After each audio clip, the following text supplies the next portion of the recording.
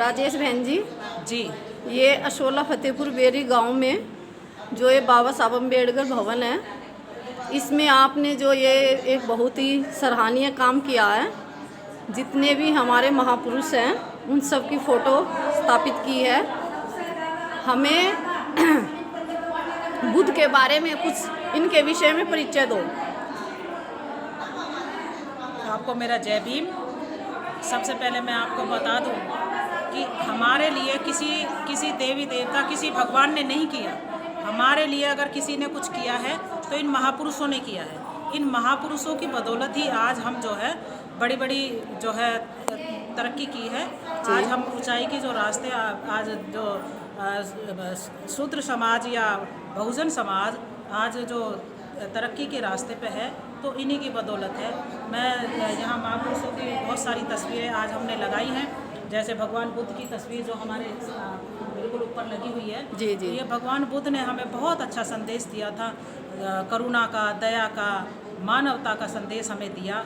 और साथ के साथ भगवान बुद्ध ने देखा कि जो है ये बौद्ध धर्म हमें इस धरती पे दे दिया।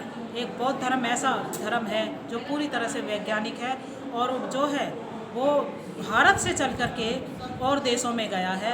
तो भारत में जो बौद्ध धर्म की नींव है तो हमें भगवान बुद्ध को ज़रूर मानना चाहिए और भगवान बुद्ध की बताई हुई बातों को मानना चाहिए। मैं ज़्यादा विस्तार तो नहीं करूँगी क्योंकि वीडियो बहुत लंबी हो जाएगी, क्योंकि और महापुरुषों का भी थोड़ा सा हमें इसमें करना है। तो भगवान बुद्ध ने हमें जो बौद्ध धर्म दिया है वो पूरी तरह से विज्ञान पर आधारित है। जी जी।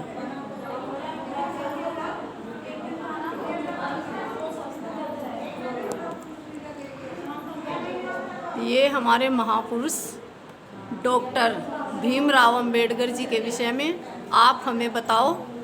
इनका महान कार्य का परिचय दो, हमें बहुत अच्छा लगेगा। देखो, बाबा साहब डॉक्टर अंबेडकर का तो आज देश के अंदर जो संविधान चल रहा है वो बाबा साहब डॉक्टर अंबेडकर का लिखा हुआ संविधान चल रहा है। और महिलाओं के लिए खासकर मैं कहना चाहूँगी, महिलाओं को जितने भी अधिकार दिए हैं वो सब के सब अधिकार बाबा साहब डॉक्टर अंबेडकर ने दिए हैं और किसी की देन नहीं है।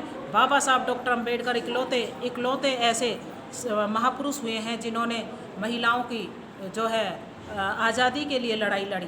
बाकी तो इतने देवी देवता इस धरती पे हुए, किसी ने भी महिलाओं के लिए नहीं सोचा। बाबा साहब डॉक्टर अंबेडकर ऐसे हैं जिन्होंने हमारे समाज के लिए लड़ाइयाँ लड़ी।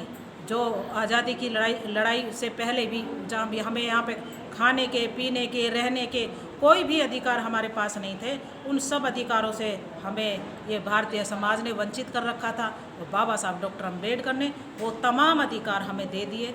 इसलिए हमने ये बाबा साहब को हम अपना महापुरुष मानते हैं जी। और बाबा साहब जी ही हमारे असली उद्धारक हैं। जी जी जी।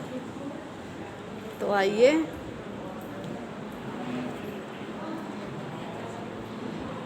ये हमारे महापुरुष संत गुरु रविदास जी हैं।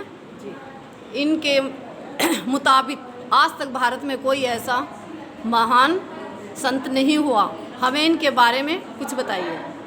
हाँ, जो ये अपने गुरु रविदास जी हैं, इनका तो क्या कहना। ये अकेले ही उस वक्त जब यहाँ पर ब्राह्मणी व्यवस्था का बोलबाला था तो इन्होंने गुरु रविदास जी ने अपने कविता के लेखन के माध्यम से बहुत सारी बातें लिखी।